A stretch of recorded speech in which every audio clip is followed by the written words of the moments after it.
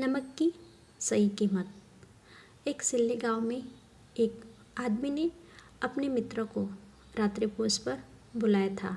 वह स्वयं रसोई में उनके लिए बेहतरीन शोरबा बना रहा था। थोड़ा चखने पर उसे लगा कि उसमें नमक कम था। रसोई में नमक खत्म हो गया था। इसलिए उसने अपने बेटे विलास को बुलाया और उससे कहा, गांव तक जाओ और जल्दी से थोड़ा नमक खरीद लाओ, लेकिन उसकी सही सही कीमत चुकाना। न तो बहुत ज़्यादा देना और न ही बहुत कम देना।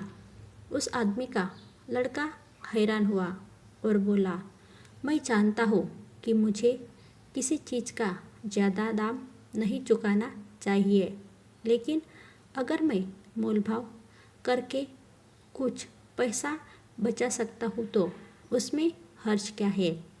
उस आदमी ने कहा कि किसी बड़े शहर में यह करना ठीक होगा, लेकिन यहाँ ऐसा करने से हमारा यह छोटा सा गांव बर्बाद हो सकता है।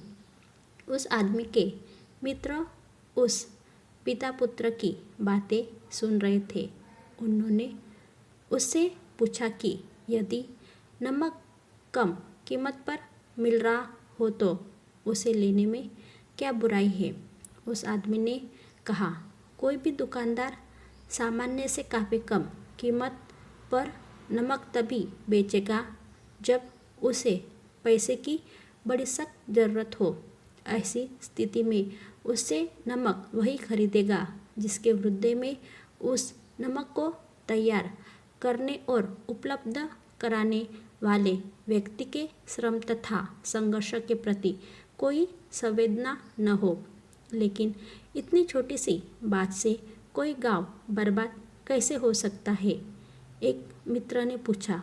उस आदमी ने कहा, तुम्हें शायद पता न हो, लेकिन आदिकाल में बुराई की मात्रा अत्यल्प थी, कम थी।